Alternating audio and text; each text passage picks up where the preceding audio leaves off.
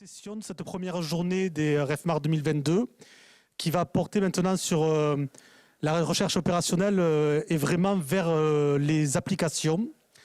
Donc nous sommes très heureux pour la première présentation d'écouter Boris Leclerc en distanciel qui va nous parler de l'exploratoire du littoral ouest africain. Voilà, donc Boris, tu es connecté ? Bien, merci William et bonjour à tous les deux. Voilà, du coup, je vais essayer de faire la présentation à distance, à défaut d'avoir pu passer la journée avec vous deux pour faire l'animation comme c'était prévu. En tout cas, bravo pour la technique, ça m'a l'air de fonctionner parfaitement. Donc, je vais vous parler effectivement d'un projet qui est presque un petit projet REFMAR, puisque quand on se resitue dans la longue épopée des journées REFMAR, les sujets WACA, en tout cas sur la partie contribution française, sont, je pense qu'on peut le dire, assez corrélés aux premières et deuxièmes journées REFMAR, donc de 2013 et de 2016. Puisque ça avait été l'occasion de discuter avec certains collègues ouest-africains pour pouvoir structurer en bonne partie ce que je vais vous présenter là. Alors la présentation aurait dû être faite à deux voix avec Moussa Sall, qui est le coordonnateur du centre de suivi écologique à Dakar et qui est aussi donc le coordonnateur de l'observatoire régional du littoral ouest africain. Ça n'a pas pu se faire non plus, on n'est pas un chamboulement d'ordre du jour près, donc je vais essayer de faire au mieux, et puis voilà, au besoin, on traitera des éventuelles questions dans un temps ultérieur. Donc, l'Observatoire du littoral ouest africain, qu'est-ce que c'est, d'où ça vient? On peut commencer par là. Ça vient vraiment d'une volonté des gouvernements ouest-africains qui s'est concrétisée dès 2012 avec le souhait de créer la MOLOA, donc la mission d'observation du littoral ouest africain, qui servait vraiment à apporter un socle de connaissances et une mise en réseau des acteurs, quels qu'ils soient, de l'observation littorale en Afrique de l'Ouest. Ce système de MOLOA, il reposait sur finalement un système de coordination que j'évoquais avec le centre de suivi écologique à Dakar, et puis de points focaux dans les différents pays d'Afrique de l'Ouest. C'était un système qui finalement reposait beaucoup sur la bonne volonté et a souffert d'un manque de moyens. Je pense qu'on peut résumer les choses comme ça. En 2016, il y a une réunion des ministres de l'Environnement d'Afrique de l'Ouest qui a vraiment décidé de donner un nouveau souffle à cette mission d'observation du littoral ouest africain et de la structurer sous forme d'un observatoire régional. Donc c'est de ça dont je vais vous parler aujourd'hui, sachant qu'il faut garder en tête que dans la région, on a vraiment deux processus concomitants qui sont à l'œuvre. C'est à la fois la structuration de cet observatoire qui se fait pas simplement, et c'est pour ça que ça nous semble intéressant d'en parler dans cette partie opérationnelle. Elle se fait pas simplement pour la science, même si évidemment c'est un objectif en soi, mais elle se fait aussi pour les décideurs, pour apporter des indicateurs, des outils de la décision. Et donc dans ce cadre-là, la structuration de cet observatoire, elle se fait aussi avec l'actualisation régulière de ce qu'on appelle le SDLAO, c'est le schéma directeur des littoraux d'Afrique de l'Ouest. Le premier a été fait en 2011, et puis ensuite on a eu des bilans des littoraux qui ont été réalisés et actualisés en 2016 et en 2020. Et donc finalement, le développement de l'observatoire dont je parle est concomitant avec la mise à jour 2020 du bilan des littoraux d'Afrique de l'Ouest. Alors, qu'est-ce que c'est l'emprise finalement de cet observatoire dans l'immédiat en tout cas? C'est 12 pays, donc on les voit ici en bleu, avec la Mauritanie au nord, et puis ensuite en descendant davantage, on va jusqu'à Sao Tomé et Principe, avec sur la partie continentale le Togo et le Bénin également. Donc on voit une douzaine de pays, trois langues différentes, hein, français, anglais, portugais, des fonctionnements forcément différents, des histoires différentes, des communautés économiques aussi différentes, et donc un sujet de faire un petit peu le bilan d'où on part en termes justement de suivi du littoral à l'échelle de ces 12 pays-là. Donc je passe un petit peu quelques étapes, puisque vraiment la phase de préfiguration de cet observatoire, elle est plutôt derrière nous.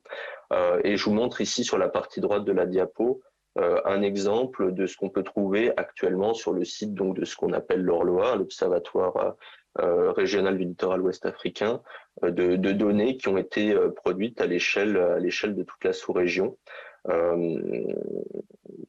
Au gré finalement d'ateliers qu'on a pu faire. Alors, on était déjà en bonne partie dans un contexte comme celui qui nous occupe, et particulièrement moi aujourd'hui, contexte Covid, avec des ateliers en distanciel, mais aussi des formations qui ont pu être réalisées pour finalement faire discuter les acteurs entre eux et créer de la donnée à l'occasion de formations. Donc c'est l'exemple de cette cartographie régionale qui a été faite pour les ouvrages et aménagements littoraux à l'image de ce qu'on a pu faire en France dans le cadre de la stratégie nationale de gestion intégrée du trait de côte.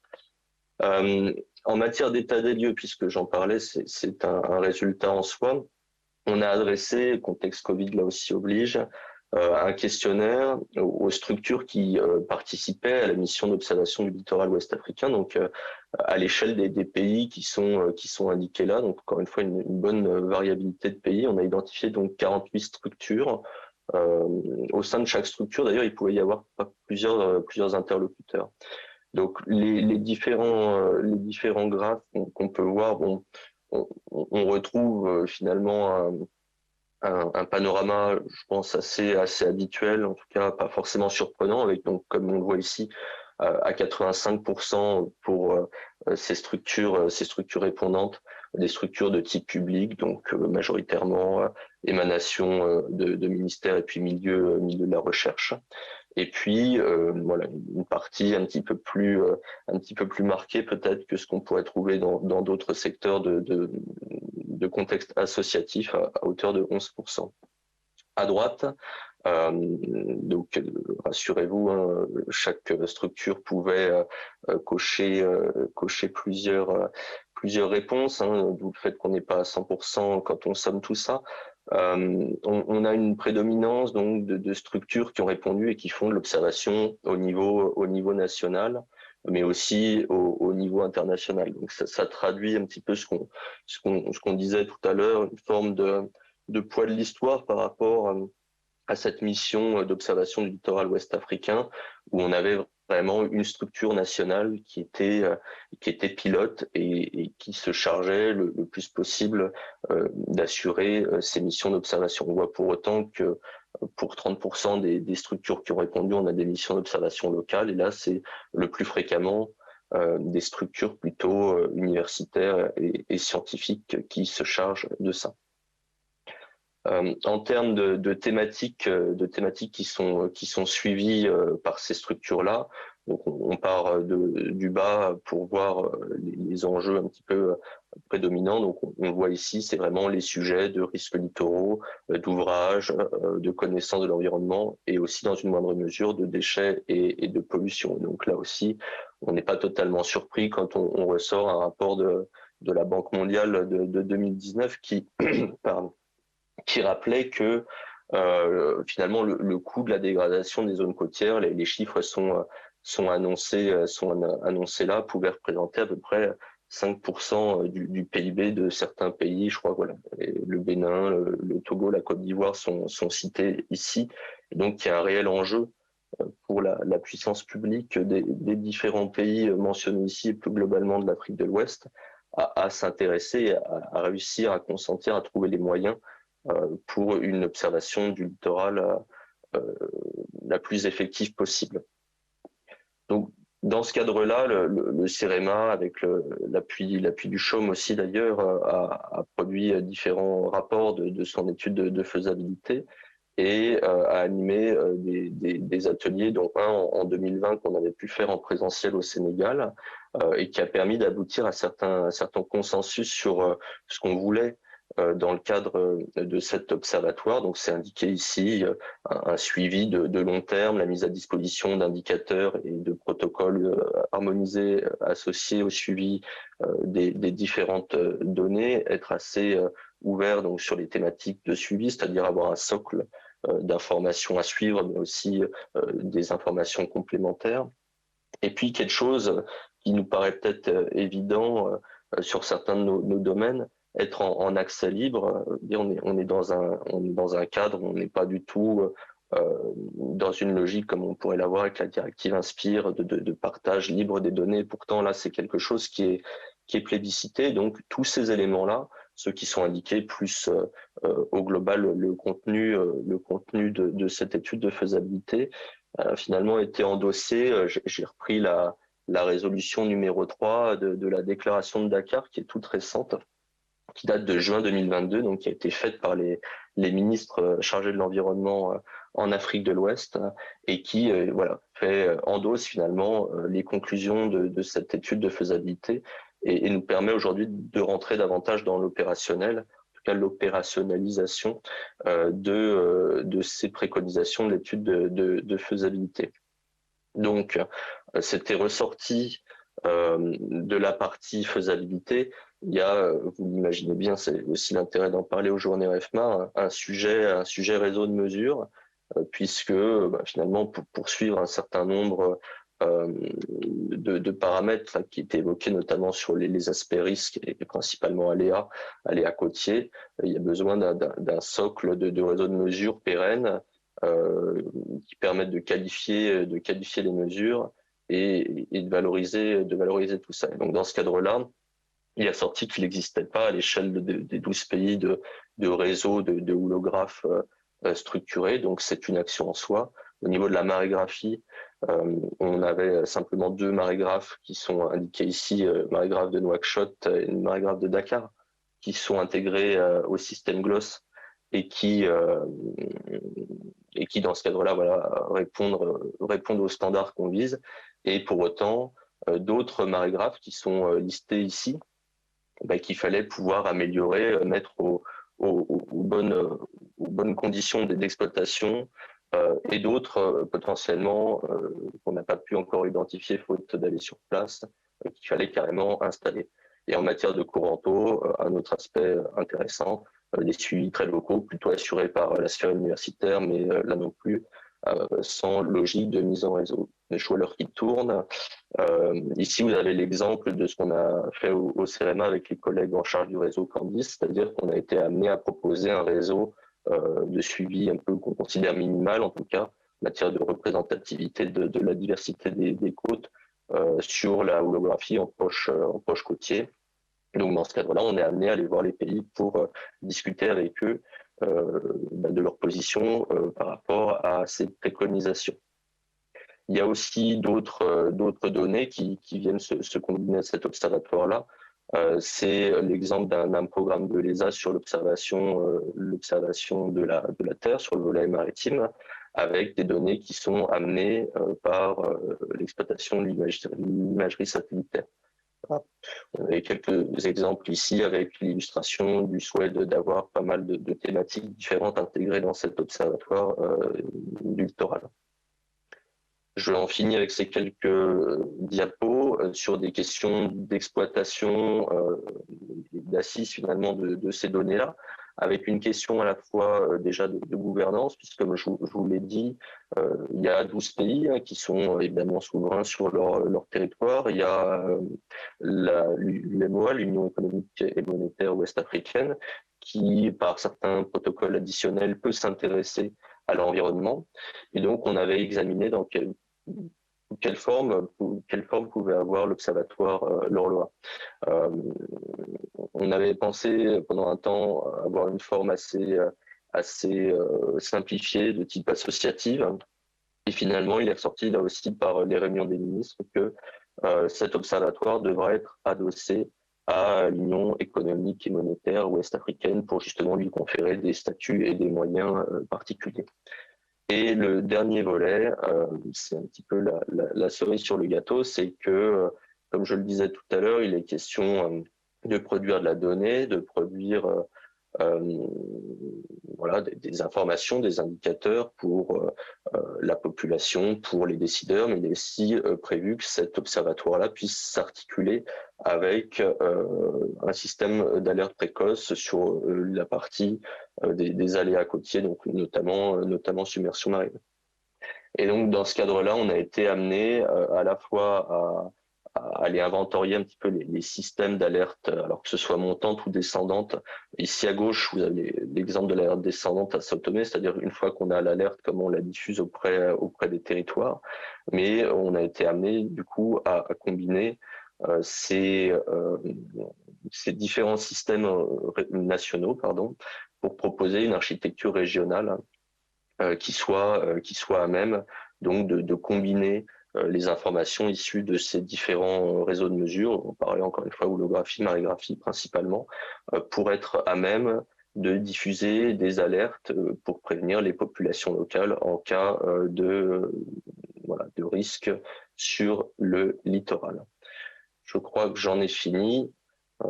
Ça a été un petit peu rapide. J'espère que vous avez cerné les bons éléments. Je crois qu'il nous reste un petit peu de temps pour les questions, bien que j'ai débordé.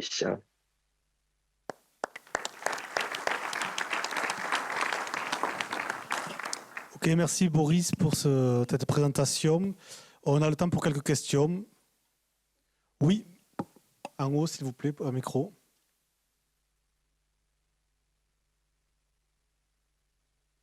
Bonjour Boris, Xavier Cargadalan, CEREMA. Je profite de ton intervention pour faire un point sur le projet. Sait-on quand les réseaux de mesure et le système d'alerte doivent être opérationnels? Alors, c'est une bonne question. En fait, là, on est vraiment dans une phase, je ne suis pas rentré dans le détail de l'articulation entre projets, mais on est vraiment dans un programme avec différents projets dedans. Et dans ce cadre-là, il y a des fonds qui ont été prévus pour au moins 6 pays déjà pour faire l'acquisition de matériel. Et donc, on est dans la phase, on est très concrètement en train de faire une note auprès des pays pour leur expliquer le matériel à acheter. Maintenant qu'on a identifié quelles allaient être les structures porteuses chargées d'exploitation de ces matériels pour qu'elles réalisent les acquisitions. Donc ça, c'est des choses qui doivent avoir lieu en ce moment jusqu'à l'année prochaine. Après, la structuration du réseau à part entière, on a relativement conscience que ça va se passer finalement en ordre dispersé, puisque comme on disait tout à l'heure, ça reste les pays qui sont responsables de l'observation sur leur territoire.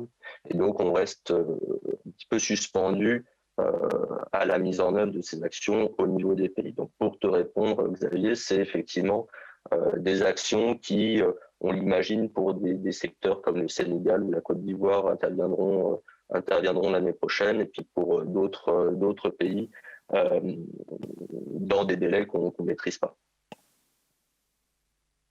Merci. On a une première question au fond de la salle. Bonjour, Isabelle Brenon, Université de La Rochelle.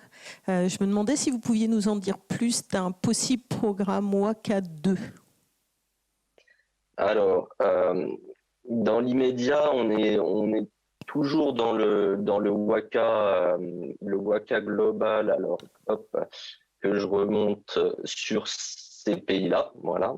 Par contre, ça fait un petit peu écho à la question précédente, c'est-à-dire que dans le cadre de WACA, qui est un peu l'enveloppe, il y a la partie qu'ils appellent projet d'investissement physique pour la résilience, qui couvre différents pays, 6 pour la partie, donc on appelle ça RESIP 1, c'était Mauritanie, Sénégal, Togo, Bénin, Côte d'Ivoire et Sao Tomé. Donc c'était vraiment ces volets-là qui intégraient le gros des financements, c'est-à-dire concrètement les financements d'études, d'acquisition de matériel et de travaux s'était décliné par ces projets d'investissement physique.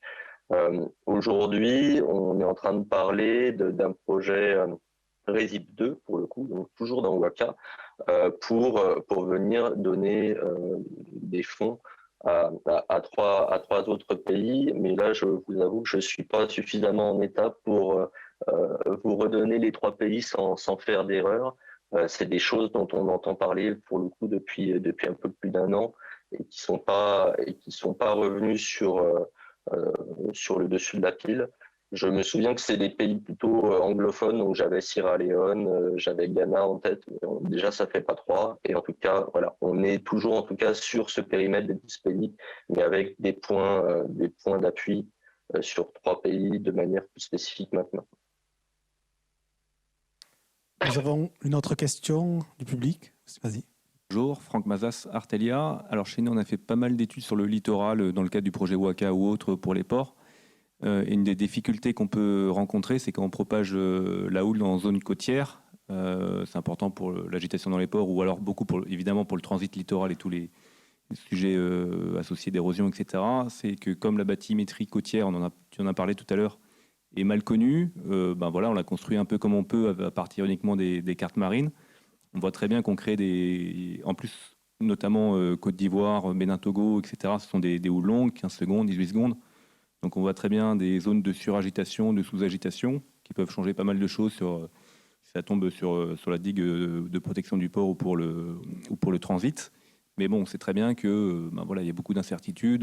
Est-ce qu'elles sont ici ou ailleurs? Donc est-ce qu'il y a un peu des programmes prévus pour améliorer la connaissance, disons, du plateau continental?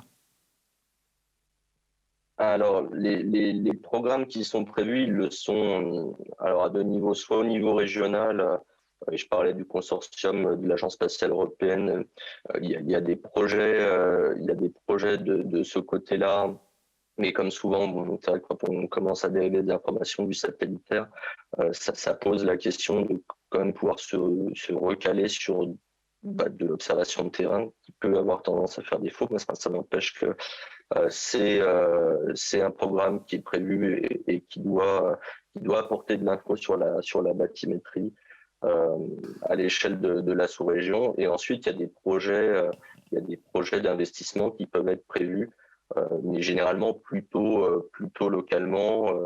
Je pense typiquement à des secteurs comme Grand Laou, côté Côte d'Ivoire, que tu connais aussi, ou des secteurs, encore une fois, assez ciblés comme la langue de Barbare au Sénégal. Mais en tout cas, moi, j'ai pas connaissance des activités de pays. Même si on en avait parlé avec des collègues comme Issa Sako, côté Sénégal, de programmes d'acquisition de bâtis sur l'ensemble du littoral, au moins d'un pays. Ok. Merci beaucoup, Boris. Nous allons clôturer cette séance de questions-réponses et passer à la prochaine présentation. Donc, c'est Rémi Baraille